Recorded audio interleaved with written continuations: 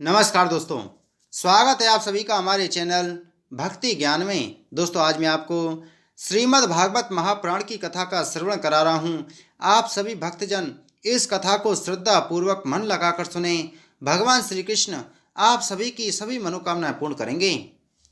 श्री कपिल देव जी कहते हैं, माता जी, जिस प्रकार वायु के द्वारा उड़ाया जाने वाला मेघ समूह उसके बल को नहीं जानता, उसी प्रकार यह जीव भी बलवान काल की प्रेरणा से भिन्न भिन्न अवस्थाओं तथा योनियों में भ्रमण करता रहता है, किंतु उसके प्रबल पराक्रम को नहीं जानता। जीव सुख की अभिलाषा से जिस जिस वस्तु को बड़े कष्ट से प्राप्त करता है, उसी उसी को भगवान काल विनष्ट कर देते हैं, जिसके लिए उसे बड़ा शोक होता है।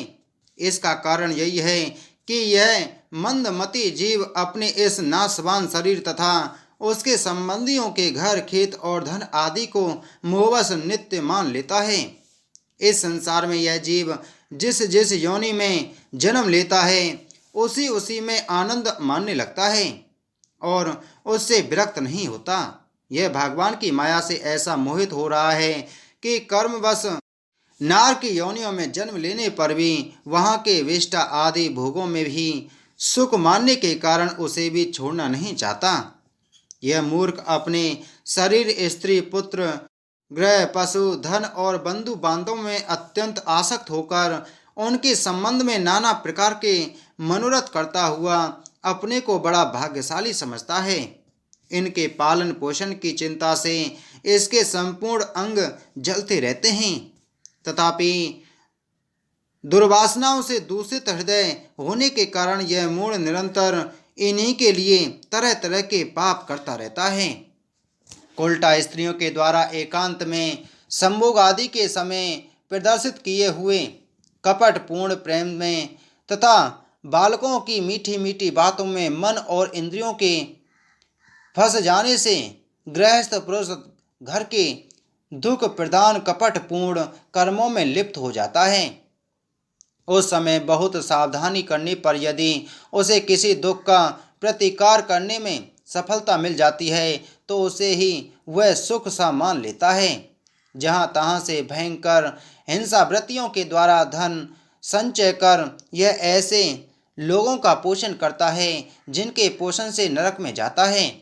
स्वयं तो उनके खाने पीने से बचे हुए अन्न को ही खाकर रहता है। बार बार प्रयत्न करने पर भी जब इसकी कोई जीविका नहीं चलती, तो यह लोभवश अधीर हो जाने से दूसरे के धन की इच्छा करने लगता है।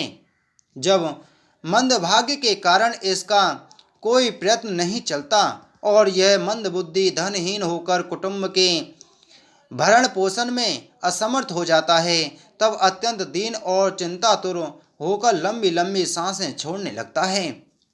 इसे अपने पालन पोषण में असमर्थ देखकर वे स्त्री पुत्रादि इसका पहले के समान आदर नहीं करते।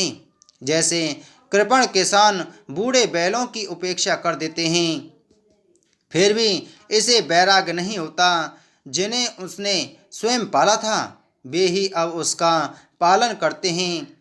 वृद्धावस्था के कारण इसका रूप बिगड़ जाता है, शरीर रोगी हो जाता है, अग्नि मंद पड़ जाती है, भोजन और पुरुषार्थ दोनों ही कम हो जाते हैं। वह मरणोन्मुख होकर घर में पड़ा रहता है और कुत्ते की भांति स्त्री पुत्रादि के अपमान पूर्वक दिए हुए टुकड़े खाकर जीवन निर्वाह करता है। मृत्यु का समय निकट आने पर वायु के उत्क्रमण से इसकी पुतलियां चढ़ जाती हैं। श्वास प्रश्वास की नालिकाएं कफ से रुक जाती हैं। खांसने और सांस लेने में भी इसे बड़ा कष्ट होता है तथा कफ बढ़ जाने के कारण कंठ में घुरघुराहट होने लगती है।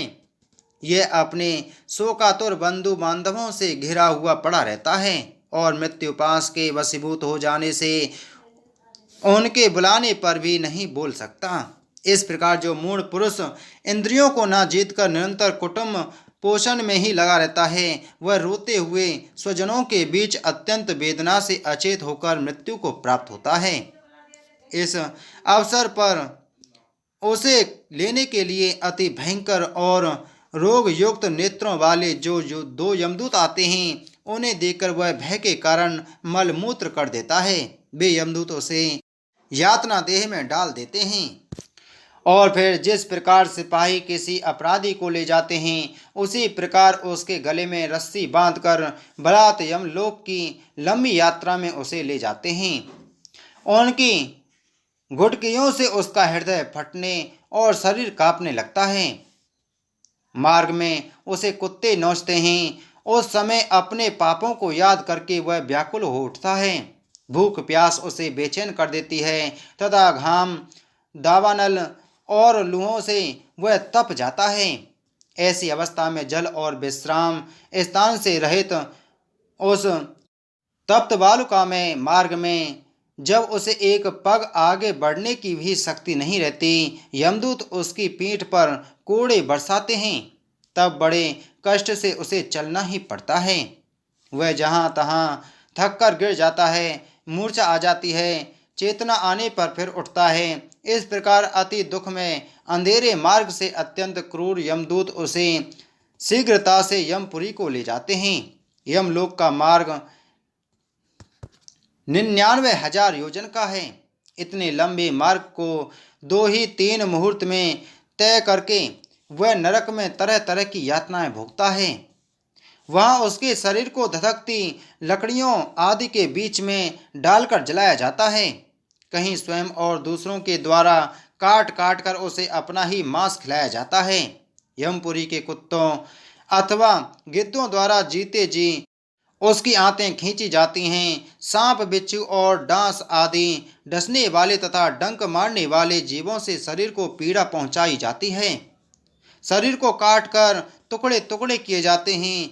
उसे हाथियों से चिरवाया जाता है, पर्वत शिखरों से गिराया जाता है अथवा जल या गड्ढे में डालकर बंद कर दिया जाता है। ये सब यातनाएं तथा इसी प्रकार तामिश्र अंधतामिश्र एवं रौरव आदि नरकों की और भी अनेकों यंत्राएं स्त्री हो या पुरुष उस जीव को पारस्परिक संसर्ग से होने वाले पाप के कारण भोगनी ही पड़ती है।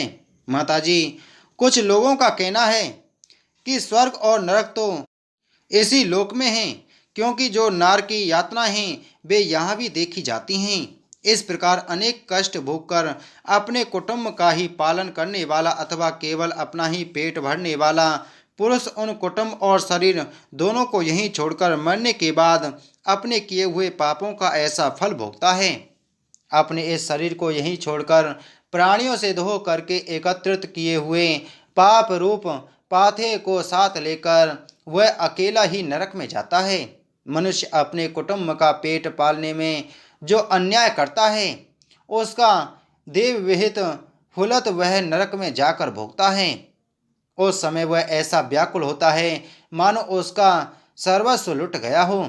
जो पुरुष गिरी पाप की कमाई से ही अपने परिवार का पालन करने में व्यस्त रहता है वह अंधता मिश्र नरक में जाता है, जो नरकों में चरम सीमा का कष्टप्रद स्थान है।